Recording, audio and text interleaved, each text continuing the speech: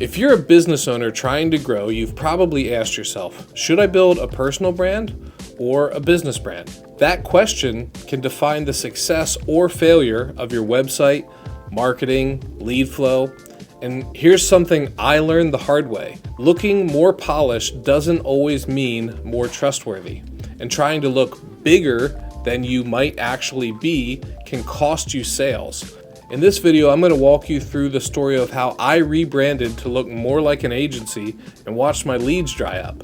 Why I believe being a founder-led or CEO-led brand is actually a massive competitive advantage, and how you can position your business to grow without becoming faceless. My name is Mitch Metter, and I'm an entrepreneur who's done millions of dollars in revenue as a consultant and website agency owner. And for the past 7 years, I've been StoryBrand certified, helping hundreds of business owners clarify their message and grow with better marketing. But today, I'm going to tell you about a time I got it completely wrong. This happened in 2020. I just hit my first 100K year after going from side hustle to full-time, and I was ready to scale.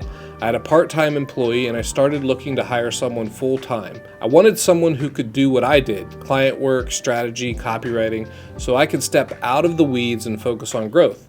I put together a job listing, narrowed it down to a few candidates, and one of them stood out until he suddenly dropped out. And his response stuck with me. After further review, I've decided not to move forward. Your face is all over the branding. I don't want to be a sidekick, and it doesn't look professional. At first, I was irritated. This is my business. I built this from scratch. But then I thought, maybe he wasn't actually totally wrong. If I wanted to scale, this couldn't just be the Mitch show. Have you ever had a thought like that? So I made a decision. I rebranded the company. I took my face off the website, changed all the I language to we. I wanted to look more professional, like an agency, a business, not just me. And it worked in one way. It looked better, more professional, but something else happened that I didn't expect. Leads dried up. Traffic to the site stayed the same, but the conversions plummeted. People weren't filling out the book a call form anymore. My inbox was pretty quiet and revenue started to slow down. I spent 6 months trying to fix it, swapping out the headlines, tweaking the calls to action, testing different photos, but nothing worked. Eventually, I did the one thing I was trying to avoid. I put myself back on the homepage. And practically the moment I did that, things turned around. Leads came back in, people started booking calls again, and revenue picked up. And that's when it hit me. People weren't hiring a process, they were hiring me. They saw my work, heard how I thought, and wanted my brain on their brand.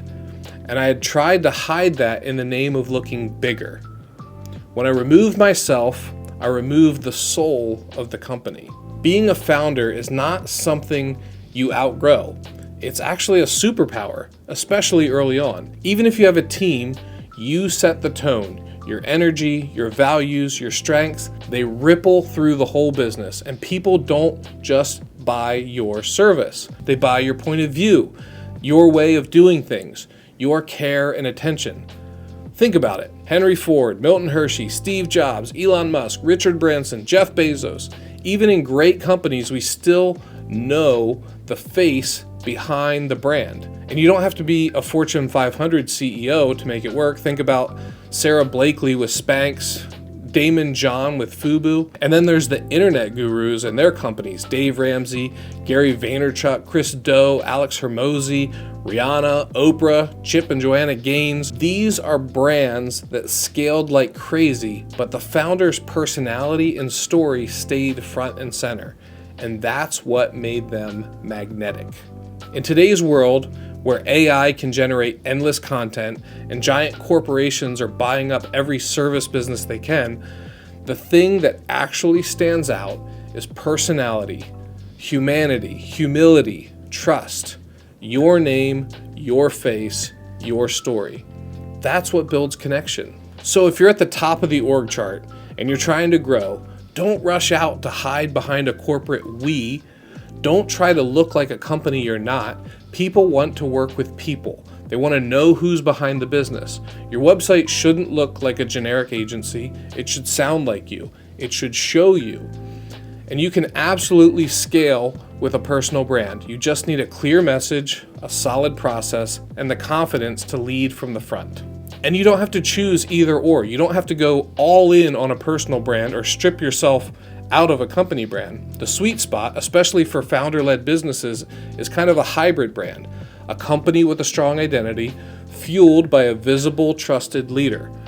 What this looks like in practice for me is my company, Brand Nerd, has its own visual identity, logo, colors, name, and it's something that one day could live beyond me if I desired that, but I'm clearly not big enough yet.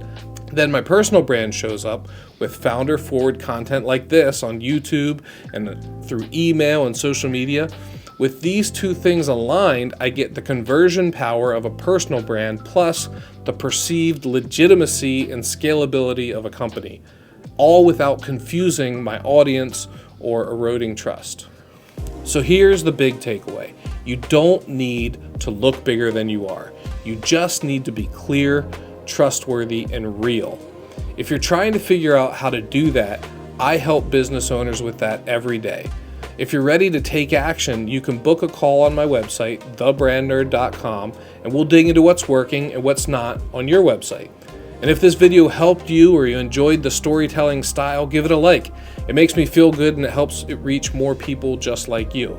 If you have a question or a comment, drop it below and I'll personally respond. And don't forget to subscribe if you want more real-world tactical advice on building a brand that works.